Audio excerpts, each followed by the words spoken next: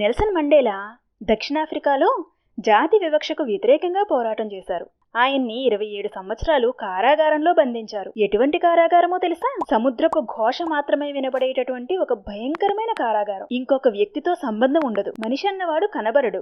ఎవరూ కనపడకపోతే కొంతకాలానికి మనిషికి పిచ్చెక్కిపోతుంది. ఆయన 6 అడుగుల పైనే పడుంటారు. పడుకోవడానికి సరిపడినంత గది కాదు. భారత రాష్ట్రపతి పదవిని అధిష్ఠించి దేశానికే వన్నె తెచ్చినటువంటి అబ్దుల్ కలాం గారు నెల్సన్ మండేలాని బంధించిన కారాగారపు గదిని చూసి విస్తుపోయారు. అంత ఇరుకైన గదిలో 27 సంవత్సరంలో ఉన్నారాయన. తనను కారాగారంలో పెట్టినటువంటి శ్వేత జాతీయులు ఇచ్చినటువంటి చిన్న చిన్న కాగితాల మీద పెన్ను పెట్టుకుని పెద్ద పెద్ద అక్షరాలతో రాస్తే ఇంకొక కాగితం ఇవ్వరని చిన్న చిన్న అక్షరాలతో పుస్తకాన్ని రచన చేస్తుంటే ఆయనకి దృష్టి బాగా ఉంది కాబట్టి రాయగలుగుతున్నాడు అని అకస్మాత్తుగా విపరీతమైన ఎండ కాస్తున్న చోటుకి తీసుకువెళ్లి రాళ్లు కొట్టిస్తే ఆ సూర్యకిరణాలు కళ్లల్లో పడిన కారణం చేత ఆయనకి దృష్టి మందగించిపోయింది. 27 సంవత్సరాలు అవిశ్రాంత పోరాటం చేసి దక్షిణాఫ్రికాకి స్వాతంత్ర్యం తీసుకురాగలిగారు. దక్షిణాఫ్రికాకి అధ్యక్షుడు కాగలిగారు. బయటకు రాగానే తనను ఇంత ఇబ్బంది పెట్టినటువంటి వాళ్ళని సాదరంగా కౌగిలించుకుని అధికార పీఠాల మీద తన పక్కనే కూర్చోబెట్టుకున్నారు. సంకల్పం చేయడం తేలికే, కానీ